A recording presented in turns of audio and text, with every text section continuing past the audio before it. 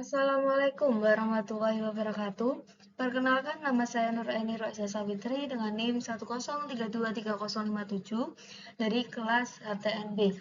Di sini saya akan membahas analisis Undang-Undang Republik Indonesia nomor 1 tahun 2015 dan nomor 6 tahun 2020 tentang pilkada, khususnya pada bab 15 dan bab 16. Materi ini membahas bagaimana pilkada itu tetap berjalan secara jujur, adil, dan memiliki kepastian hukum apabila terjadi pelanggaran, kesalahan penghitungan suara, maupun keadaan darurat. Bab yang pertama yaitu pada bab 15. Pada bab 15 membahas solusi hukum apabila dalam pilkada itu ditemukan masalah seperti adanya kecurangan, kesalahan penghitungan suara, atau proses yang tidak transparan. Tujuannya supaya hasil pilkada itu tetap sesuai dengan suara rakyat. Pada pasal 112 itu menjelaskan bahwa pemungutan suara ulang itu dapat dilakukan apabila terjadi gangguan keamanan atau pelanggaran dalam proses pemungutan suara. Contohnya, seperti ada orang memilih 2 kali, kotak suara dibuka tidak sesuai aturan, atau surat suara dirusak. Dalam kondisi seperti itu, hal pemungutan suara dianggap tidak valid sehingga perlu dilakukan pemungutan ulang.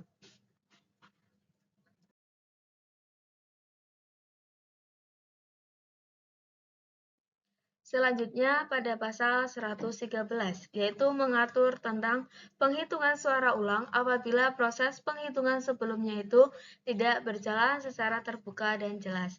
Misalnya, penghitungan dilakukan di tempat gelap, pencatatan tidak jelas, atau saksi tidak bisa melihat proses penghitungan.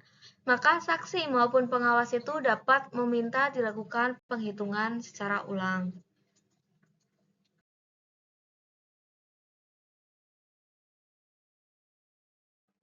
Kemudian pada pasal 114 itu menjelaskan bahwa apabila TPS atau PPS itu tidak mampu melakukan penghitungan ulang, maka tanggung jawabnya dialihkan kepada panitia yang tingkatannya lebih tinggi.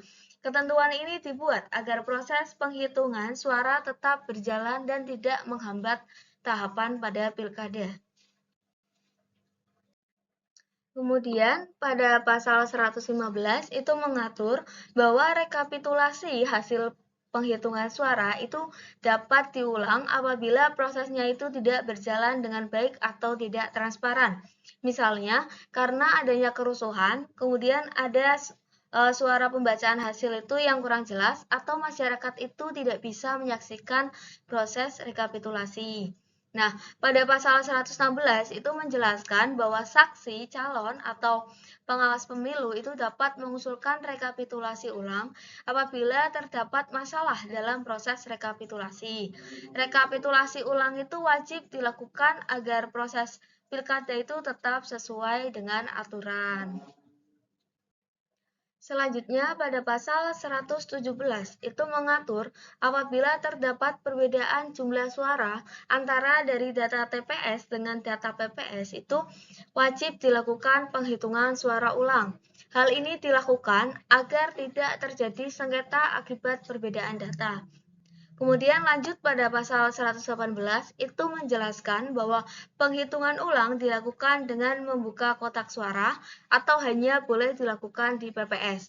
Tujuannya itu untuk menjaga keamanan dan keaslian surat suara. Yang terakhir dari bab 15 yaitu pada pasal 119 itu membahas penyelesaian apabila terdapat perbedaan data suara antar tingkatan penyelenggara pemilu. Jika ada selisih data, maka KPU itu wajib melakukan pengecekan atau rekapitulasi ulang agar hasil pilkada itu tetap akurat dan tidak menimbulkan sengketa. Selanjutnya, menurut pendapat para ahli. Yang pertama, menurut Jimli Asitiki, menjelaskan bahwa diperlukan aturan yang tegas agar hasil pemilu tetap jujur dan adil. Yang kedua, menurut Ramlan Surbakti, yaitu menjelaskan bahwa pemilu yang baik bukan hanya dilihat dari hasil akhirnya, tetapi juga dari proses yang terbuka dan dapat diawasi bersama. Kemudian, yang kedua yaitu pada bab ke-16. Pada bab ke-16 itu membahas bagaimana pilkada itu tetap dilaksanakan apabila terjadi keadaan darurat seperti bencana alam, kerusuhan, ataupun pandemi. Nah, pada pasal 120 itu menjelaskan bahwa apabila terjadi kerusuhan, bencana alam, pandemi, ataupun gangguan yang lainnya yang menyebabkan pilkada itu tidak dapat dilaksanakan, maka dilakukan pemilihan lanjutan atau pemilihan susulan. Nah, perbedaan dari pemilihan lanjutan atau pemilihan susulan itu, yang pertama pemilihan lanjutan itu melanjutkan tahapan yang terhenti, sedangkan pemilihan susulan itu dilakukan kembali karena belum dapat dilaksanakan. Contohnya itu pada saat COVID-19, pilkada itu sempat ditunda karena termasuk bencana non-alam.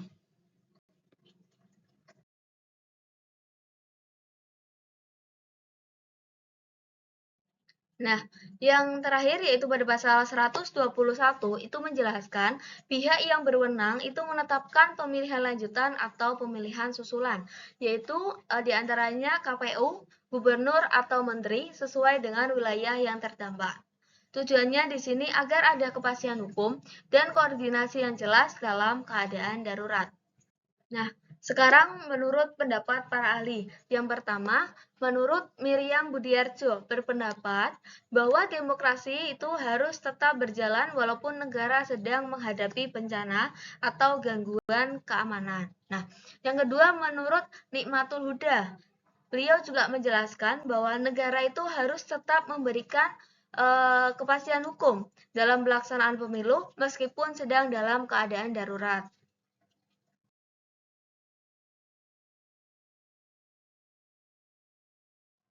Yang terakhir yaitu kesimpulan. Kesimpulan dari bab 15 dan bab 16 itu dibuat untuk menjaga pilkada tetap berjalan secara jujur, adil, transparan, dan memiliki kepastian hukum. Jika terjadi pelanggaran, kesalahan penghitungan maupun keadaan darurat, undang-undang itu sudah memberikan solusi agar hak pilih masyarakat itu tetap terlindungi. Mungkin itu saja yang dapat saya sampaikan, kurang lebihnya mohon maaf. Wassalamualaikum warahmatullahi wabarakatuh.